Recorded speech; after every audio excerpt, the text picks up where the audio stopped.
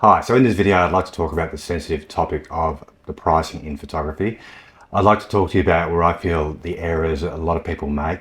I'd like to see about some of the big mistakes that I've made in business when it comes to pricing. And at the end I'd like to share with you how I think you can fix it and how I fixed it myself. So if you're new to the channel, my name is Richard. I'm a studio owner and a full-time photographer along with my wife.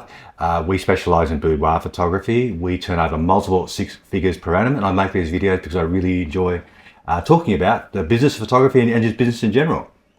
So before we get into all this, I'd just like to talk about something briefly because I think it's really worth covering. I want to talk about how the majority of people price their services. Now, this doesn't just apply to photographers. This crosses basically all industries, whether it be a tradesman or whether you're a trainer. It doesn't really matter. But this is the way that most people tend to attack pricing is this. They'll look at the market they're in, okay, and they'll look around all the people around them. And in the case of photography, they'll kind of look what everyone else is charging, and they'll kind of do this, figure out a rough estimate of what the average is. They'll kind of take into account what they feel that their experience and skill level is, and then go a bit below that. Okay, and that, if you stop and think about it, it's kind of logical. But I'll tell you the flaw with that pricing model is, and the flaw is that the vast majority of photographers are broke and aren't making any money and barely making ends meet. So I think that's not a very good model to go forward with. But what I feel is the biggest danger in terms of pricing and how much it can damage your business is not pricing too expensive, it's pricing too cheap. Now, there's a couple of reasons for that. And the first reason, obviously, is you're just not going to make as much money. Now, when you're new to the world of photography, especially if you're providing digital files, you can kind of get seduced into looking at the money you're receiving and go, wow, I got $200 or whatever the case may be. And you kind of get seduced by that dollar amount. But what you're failing to understand is, as new business owners, particularly if you've never been in business, which is the majority of people, obviously, is that, you get to the end of the year and you look at what you've made and you add up what you spent on gear and you put into the amount of time you put into it and your car and your fuel expenses and everything like that. And you very quickly realize that if you did make any money, then you're probably working for less than minimum wage in a lot of cases. So that's not ideal. But putting that aside as well, the other problem with pricing too low into the market is, and this is something that people don't realize until it's happening, is you'll find yourself attracting the worst type of clients. Now, not everyone, of course, there's plenty of really lovely people who are in that bottom price bracket, but you will invariably attract the people who will want things for free, who will chew up your time, not respect your time and all that type of thing. So that's a really good reason for not pricing yourself in the lower end of the market, in my opinion. As a side note, and this will sound counterintuitive to some people, but it's actually more difficult to book people if you're operating in the lower end of the market than in the higher end of the market. It's weird, but trust me on this, it's way easier and way faster and everything like that to book people who are prepared to spend more. And let me give you a real world example. In a previous business back in the late 90s and early 2000s that I had while I was in IT, what happened was when I started my own company, I was operating from a place of fear. In other words, I was scared of missing out on clients and scared of not making any money and scared, basically scared of going broke. And the reason being is I was a young guy, I had a young family, we had a mortgage, I had bills to pay, I had children, all that type of thing. So for me, I was very, very worried about not getting any work. So what I did was I made the mistake of pricing myself too cheap into the market. And whilst I got a lot of work and everything was good, what I didn't understand back then was that I would have got that work anyway, because what I didn't understand was that when people employ people, whether it be photography for anything, what they're actually employing is they want people that they can like and trust, mainly trust. That's really the big thing, okay? So, and what happens is when you come into the market too low with your pricing, and not using my computer thing as an example, so I was here, right, and I really needed to be here. Now, just to be clear, I wasn't going broke or anything like that, but essentially I was working my ass off and not really producing what I wanted in the company that I owned. And when I started employing people, it got worse because I didn't have the leverage. But anyway, that's a very different thing. But so yeah, I was here and I was trying to get to here. Now the problem was, because the clients I had was so hard to get, because they were all lawyers and accountants and doctors and that type of thing, right? To get from here to here was difficult, because if I had jumped my prices up from here to here straight away, I would have lost a lot of clients. okay, which is fine if you've got the clients to burn, but I didn't have the clients to burn because clients in those industries are very slow acquisition. Okay, so what I had to do was go to get up to that level, and it took so long, and I lost so much money as a result. So you're saying to yourself, that's fine, but that's professional services, but how does that apply to photography? So okay, so I did the same thing in photography. Now, just to be clear, I'm not super stupid. I don't make the same mistake that bad twice. The reason I was priced too cheap in photography is a very different reason. I'll put a link in the description, but I have a video about how I got started in professional photography.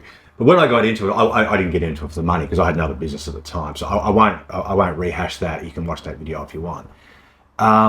So when I transitioned into portrait photography, like I am now, I had to put my prices up to make it viable. And so what happened was I had all these clients over here that I'd established in the early days. And I got a lot of inquiries from those people. And then what would happen is they'd go, hang on a minute, why is this dude so much more dear than he used to be? So they kind of got used to me being that guy who was actually underpriced and giving too much value to being this guy. So in other words, it's kind of that computer thing again. I went from here to here, and they went, So as a result, I lost a lot of clients. I don't want to labor on this too much because you could do a whole thing on this as well. But in a nutshell, if you think about it, people will base their opinions on the value of goods and services based on price. Okay, so if something's really expensive, often people will think it's good. If something's really cheap, they often will think that it sucks. That's just basic human nature. People are quite strange in that regard. Let me give you a quick real world example of this in the world of photography. So my cousin, who got married a number of years ago now, they're in Melbourne, and she married this English chap, and he came over from England to get married. I think he was the one put in charge of shopping around for wedding photographers. Okay, in the end, he got 3 quotes because he's a lawyer, and that's what lawyers do. And so he said that the 2 quotes that he got were kind of similar to each other, and there was one guy way down here. So I think the figures from memory was the cheap guy was $1,000, and these other guys were like $3,000 to $4,000, somewhere in there. And his words he said to me was, obviously this cheap guy is no good, otherwise he'd be charging more. And honestly, that's the way that most people think. Okay, so, and the other thing to remember too is, you could make a whole thing on this as well, is that this is where people get caught out, is that we are not our clients. That's really important to remember. We are not the ones buying our services. So it's really important to remember that when we're doing our pricing. Okay, so we can't base it on what we would spend it on. We need to base it on what other people would spend it on. Okay, so if you've made it this far, you're probably thinking, all right, well, I'm in, I want to put my prices up. I get it. The good news in photography is the consequences of putting your prices up aren't as severe as other industries, if you know what I mean, because we haven't got recurring revenue models and things like that. In other words, we might have clients coming back every year or two, or every couple of years, or every 5 years, or whatever. It's not like we're a consulting firm where we've only got like 50 clients, and if we lose, half of them, then it's half of your revenue gone. For us, it's a different scenario. We can get new clients, so that's good. So that's the good news. The bad news is you will lose some clients by putting your prices up. That's just inevitable. But you've got to be kind of strong in your own mind when you're doing this. You've got to look at it from the point of view of, and a lot of people feel bad about doing it, and I think that's where people go wrong.